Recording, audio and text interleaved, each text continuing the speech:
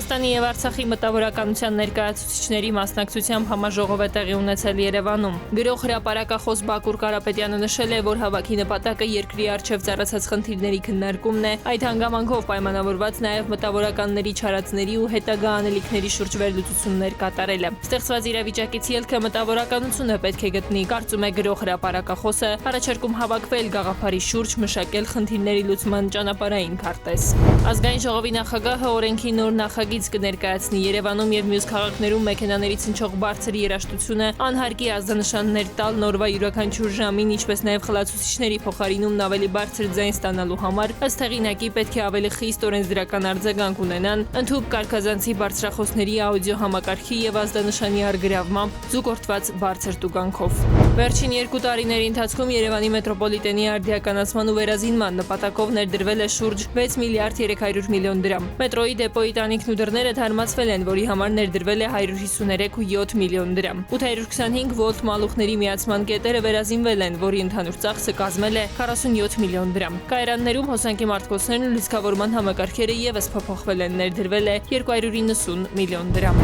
Արինբերդ փողոցի բնակիչները փակել են ճանապարհը բողոքելով փողոցի անմխիթար վիճակից։ Խոսքը Արինբերդի 6 հասցեից մինչև Արինբերդի 62 հասցեի մասին է, այսպես կոչված տայցի կռուգից սկսված։ Բնակիչները նշում են, որ թեև իրենց ասել են, թե ճանապարհը կնորոգվի, բայց որոշակի ժամկետներ չեն նշել։ Ակցիայի նպատակն է ճշտել, ի վերջո 2025-ին ճանապարհը կկառուցվի, թե ոչ ու ինչ կառուցվածք կունենա։ Երևանում կտեղադրվի հայ բանաստեղծ Ֆրանսիայի ազգային հերոս Միսակ Մանուշյանի քանդակագործ Սարգիս Բաբայանի հեղինակած քանդակը։ Երևանի քաղաքապետարանից հայտնում են, որ կիսանդրու համար հայտարարված բաց մրցույթի արդյունքում ստացվել էր 10 հայտ։ Ժյուրին կատարել է իր ընտրությունը, Սարգիս Բաբայանի հեղինակած ստեղծագործությունը ստացել է 10 ձայն, մրցույթի ընդհանուր ֆոնդը 3 միլիոն դրամ է։ Իրանուհի Կուրղինյան, ժամը լրատվական։